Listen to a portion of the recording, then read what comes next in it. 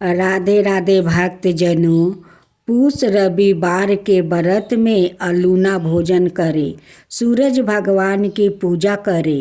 इस दिन छाछ नहीं बनानी चाहिए, सिर नहीं धोना चाहिए, तेल नहीं खाना चाहिए।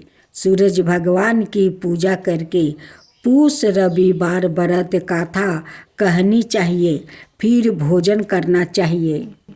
अब कथा सुनते हैं। एक साहूकार था, उसके कोई बच्चा नहीं था।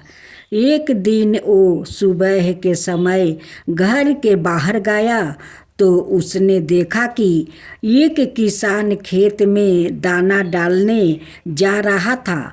साहूकार को देखते ही वो वापस लौट गया और बोला कि आज तो शगुन अच्छा नहीं हुआ। जब साहूकार ने यह सुना तो उसका मुंह उतर गया। घर आने पर उसकी पत्नी ने पूछा कि आज क्या बात है। साहूकार ने सारी बात बताई तो पत्नी बोली, आज चिड़िया आई तो वो भी बोली बच्चा नहीं है तो दाना कहाँ से मिलेगा, कहकर उड़ गई। साहूकार को क्रोध आया। उसी दिन से वो सूरज भगवान की आराधना करने लगा। 12 बरस बीत गया। तब सूरज भगवान ने सोचा कि यदि भक्त की पुकार नहीं सुनी तो भगवान को कोई नहीं मानेगा। सूरज भगवान को दया आ गई। प्रकट होकर बोले, साहूकार तेरे नसीब में बच्चा नहीं है, पर मेरे आशीर्वाद से तेरे घर एक कन्या जन्म लेगी। 9 महीने के बाद उनके घर में एक कन्या ने जन्म लिया। जब नाउन नहलाने आती तो कन्या हंसती मुस्कुराती। कन्या के मुस्कुराने से हीरे मोती गिरते। उन हीरे मोती को नाउन लेकर चली जाती थी। 1.25 महीना बीत गया। तब साहूकार की पत्नी नाउन से बोली, अब इसे मैंने नहला दूंगी। जब वो उसे नहलाने लगी तो बच्ची के हंसने पर हीरे मोती गिरे। अब तो समझ गई कि नाउन ने तो खूब हीरे मोती इकट्ठा कर लिया है। जब लड़की बड़ी हुई तो माँ बाप ने सोचा कि घर में धन तो बहुत है, घर जमाई रख लेते हैं। उन्होंने एक गरीब लड़का ढूंढा और उसके साथ अपनी लड़की का विवाह कर दिया। माँ दिन उगते ही बेटी को उठाने जाती और उसका मुख देखती। तब लड़की का पति बोला, तुम्हारे बीच सुबह सुबह माँ का क्या काम है। तो लड़की बोली, माँ का नियम है कि वो सुबह होते ही मेरा मुंह देखती है। दूसरे दिन वो सुबह उठा और उसका मुंह देखा तो उसके मुंह से हीरे मोती बिखरे। अब वो समझ गया कि इसलिए ही सासू माँ इसका मुंह पहले ही देख लेती है। थोड़ी देर बाद लड़की की माँ आई तो हीरे मोती नहीं मिला। माँ समझ गई कि जमाई को पता चल गया है। माँ के मन में कपट आया। उसने एक आदमी को जमाई को जान से ख़त्म कर देने के लिए भेज दिया। आदमी ने जमाई को मार दिया और उसका सिर सासू को लाकर दे दिया। सूरज भगवान ने देखा कि हमारी दी हुई कन्या का पति मार दिया गया है। सूरज भगवान मनुष्य रूप में भिक्षा मांगने आए और उस कन्या के पति का सिर साथ ले आए। उन्होंने उसके अंग जोड़कर अमृत का छींटा दिया। तब उसका पति उठकर बैठ गया। घर गया तो बेटी ने पूछा, पूस रविवार व्रत का मेरा नियम है कि दिन अस्त हुए के बाद खाना नहीं खाना, तो फिर आप इतनी देर से क्यों आए हैं? वो बोला कि मुझे मारने के लिए तेरी माँ ने आदमी भेजा था और सारी कहानी बता दिया। तब बेटी बोली कि अब हम यहाँ नहीं रहेंगे। जो माँ मेरा सुहाग छीन ले वो किस काम की है। बेटी अपने पति के साथ अलग घर में रहने लगी। उसके घर में सुख समृद्धि हो गई और उसकी माँ के घर में धीरे धीरे दलिदारता आ गई। जैसे सूरज भगवान बेटी पर प्रसन्न हुए, वैसे ही सब पर प्रसन्न रहना।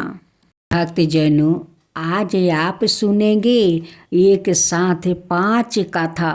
बहुत पुराने समय की बात है।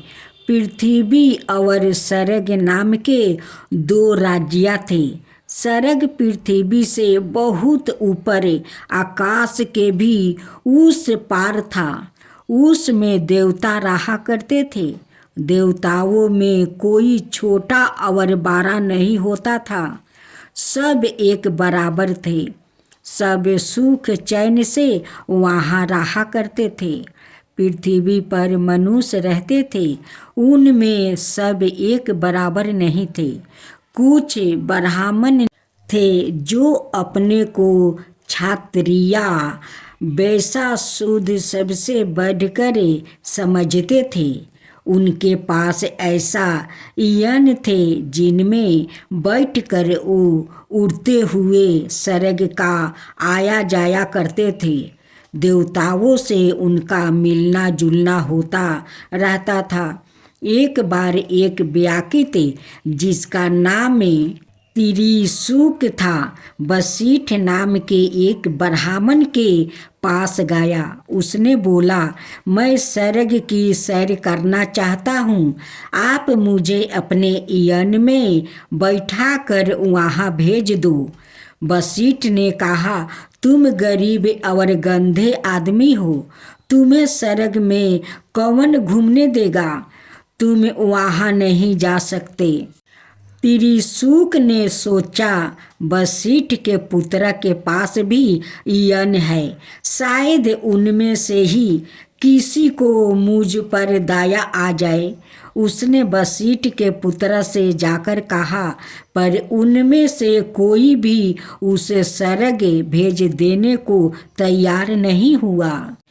त्रिशंकु की स्वर्ग को देखने की इच्छा बहुत थी। उसने सोचा और किसी ब्राह्मण के पास चलकर कहूँ।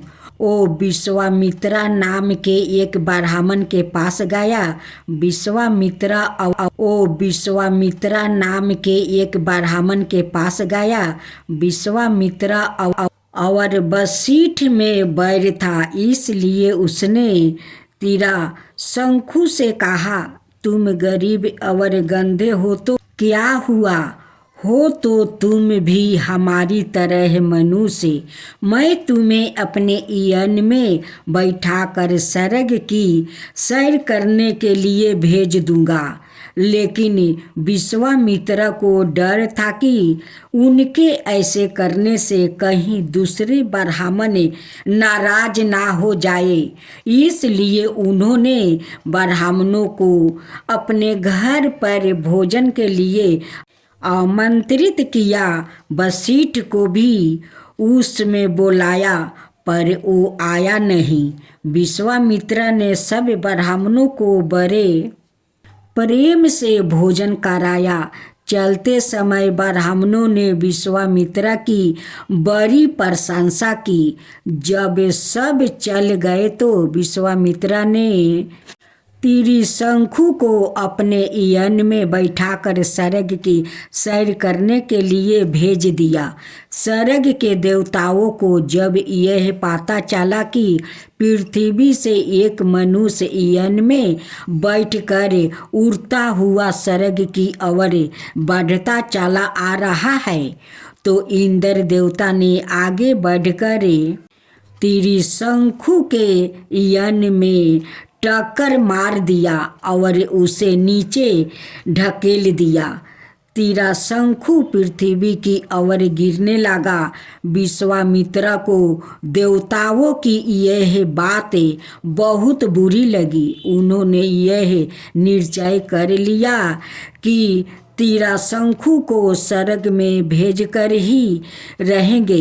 वो बार बार त्रिशंकु को यन में बैठाकर ऊपर स्वर्ग की ओर भेजते थे और हर बार देवता उसे धक्का देकर नीचे ढकेल देता था। इस प्रकार त्रिशंकु को ऊपर भेजने और उसके लौट कर नीचे पृथ्वी पर आने का सिलसिला बहुत दिनों तक जारी रहा। स्वर्ग पृथ्वी से बहुत दूर था, इसलिए एक बार के ही आने जाने में कई दिन लग जाते थे। अंत में विश्वामित्र को एक उपाय सूझा। उन्होंने ऐसा ही किया। उन्होंने 100 यानों एक 12 सा बेड़ा बनाकर आकाश के पार ले जाकर खड़ा कर दिया। त्रिशंकु का यन जैसे ही उड़ता हुआ स्वर्ग के पास तक जाता, इंद्र देवता उसे धक्का मारकर नीचे गिरा देते थे। तब त्रिशंकु यानों के उस बेड़े पर ही रुक जाता था और वहीं से उड़ना भर कर यान को फिर स्वर्ग की ओर ले जाता था। विश्वामित्र के पुत्र धीरे धीरे बेड़े को और उड़ाते रहते। इस प्रकार उनका बेड़ा स्वर्ग के बहुत पास तक पहुंच गया। इससे त्रिशंकु को अपना यन बार बार उड़ा कर स्वर्ग की ओर ले जाने में आसानी हो गई। कोशिश करते करते एक दिन त्रिशंकु ने अपना यन बेड़े पर से इतनी तेज से उड़ाया कि वो सिर्फ से ऊपर निकल गया। धक्का मारने के लिए तैयार इंद्र देवता उसे देखते ही रह गया। त्रिशंकु स्वर्ग में पहुंच गया। त्रिशंकु ने स्वर्ग में खूब सैर की। उसे वहाँ बहुत अच्छा लगा। विश्वामित्र के 100 पुत्र अपने अपने यन लेकर वहाँ से नीचे पृथ्वी पर लौट आया और त्रिशंकु के नीचे लौट कर आने की प्रतीक्षा करने लगा। अब सुने धर्मराज की कथा। परमलोक में यम नाम के एक राजा राज करते थे। उन्हें धर्मराज भी कहते थे। वो हमेशा काले कपड़े पहनते और काले भैंस की सवारी किया करते थे।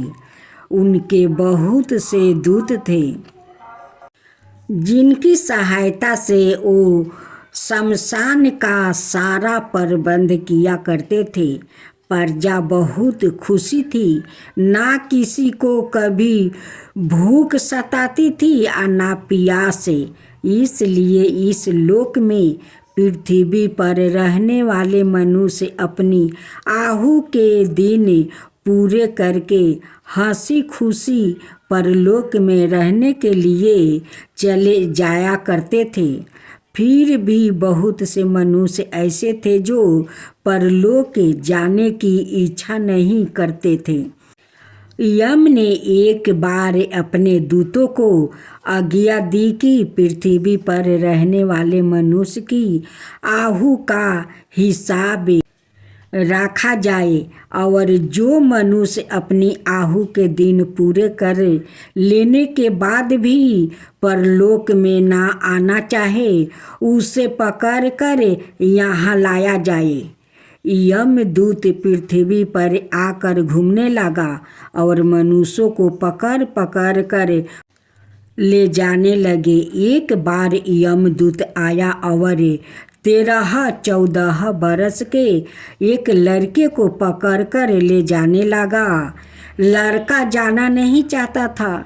उसने अपने दोनों हाथों से कस कर एक खंभा को पकड़ लिया और यमदूतों से कह दिया, मैं परलोक नहीं जाऊंगा। दूत लौट गया और जाकर यम को सारी बात बता दिया। यह सुनते ही वो क्रोध में भर कर लाल पीले हो गया।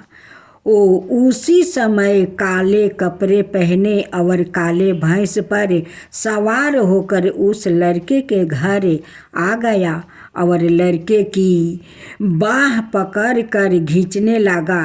खींचा तानी में खंभा उखड़ गया। वो खंभा कुछ दूर जाकर गिरा। शोर सुनकर बहुत से लोग वहाँ इकट्ठा हो गया। उनमें कैलाश पर्वत पर रहने वाले शिव भी थे। शिव ने यम से कहा, इस छोटे से लड़के को पकड़कर खींचते हुए तुम्हें शर्म नहीं आती है? छोड़ दो इसे और पृथ्वी पर फिर कभी मत आना।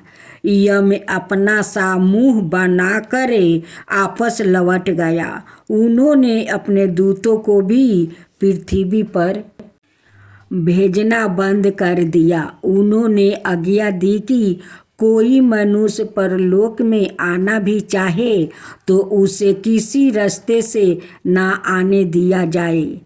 अब मनुष्यों को परलोक में जाना बंद हो गया। जो मनुष्य जन्म लेता वो फिर पृथ्वी पर ही रहता था। उसके बच्चे और बच्चे के बच्चे भी वही रहते थे। इस प्रकार कुछ ही दिनों में पृथ्वी पर रहने वाले बच्चों, जवान, स्त्री, पुरुष की संख्याएं इतनी अधिक बढ़ गई कि उनके रहने के लिए जगह की कमी होने लगी। खाने पीने की वस्तुओं भी इतनी कमी हो गई कि लोग भूखे मरने लगे।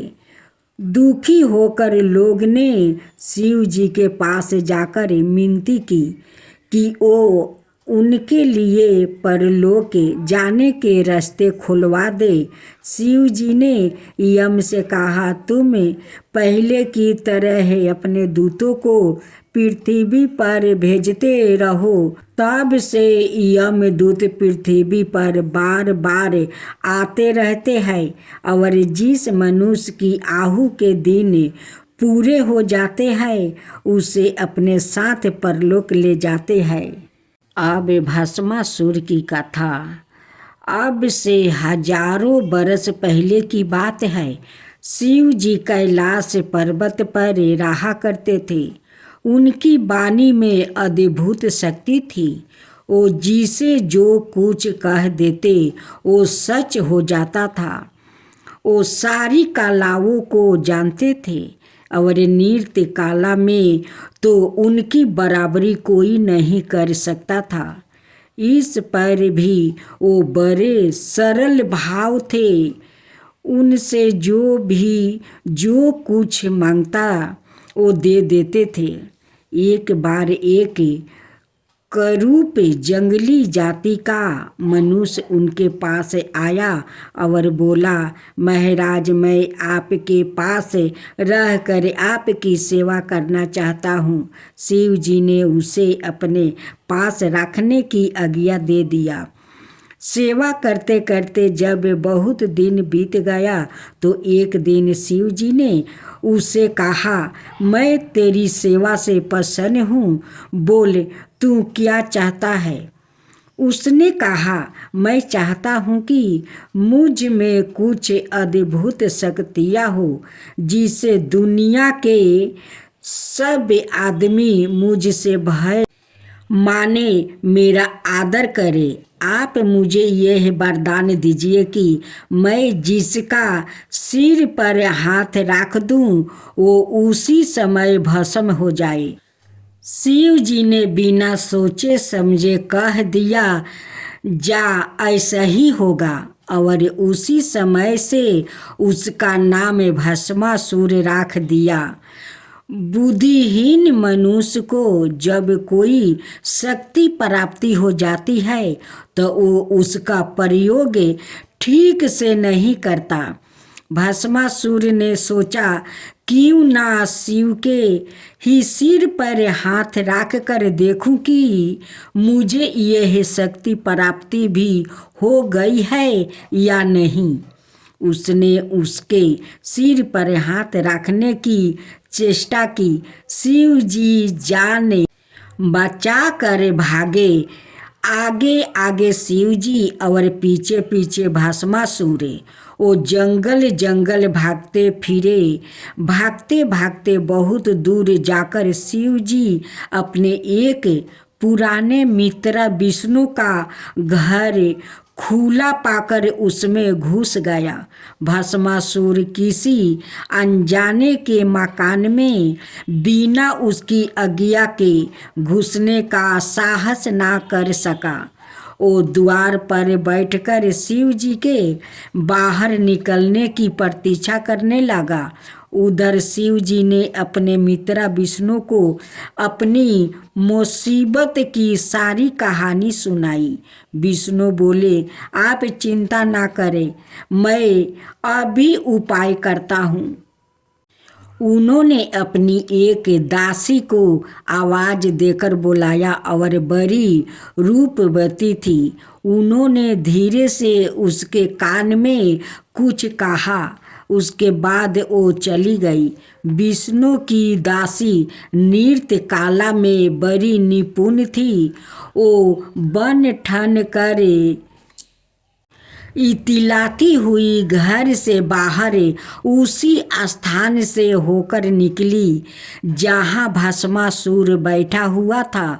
उसने दासी से पूछा, अभी शिव जी यहाँ आए थे, वो कब तक बाहर आएंगे? दासी ने कहा, शिव जी यहाँ कहाँ है? वो तो कैलाश पर्वत पर रहते हैं। मैं तो खुद उनसे मिलने वहाँ जा रही हूँ।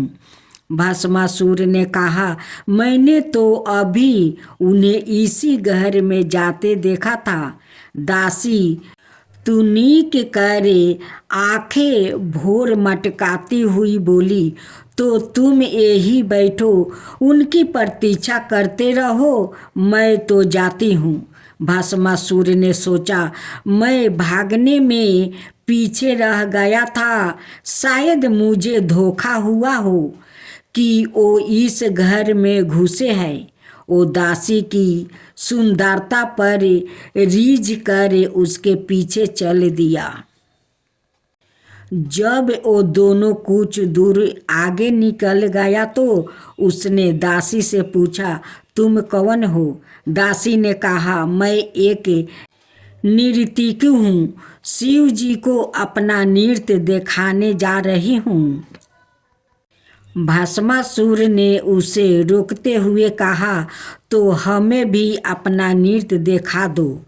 दासी बोली, मैं हर किसी के सामने नृत्य नहीं करती, मैं तो केवल उन्हीं के सामने नृत्य करती हूँ जो मेरी तरह नृत्य कर सकता है। भस्मासुर ने झूठी शान दिखाते हुए कहा, नृत्य तो मैं भी कर सकता हूँ, तुम अपना नृत्य दिखाओ। दासी अपने हाथ पैर हिलाया, कमर लचकाती हुई नृत्य के हावा भाव दिखाने लगी। उसके कहने से भस्मासुर भी उसी तरह नाचने लगा। नाचते नाचते दासी ने अपना एक हाथ सिर पर रख लिया। भस्मासुर ने भी वैसा ही किया। उसका सिर पर हाथ रखना था कि वो ही जल कर भस्म हो गया। दासी घर वापस लौट आई। उसने विष्णु को सारी बात बताई। शिव और विष्णु इस घटना को सुनकर हंसते हंसते लोट मोट हो गया।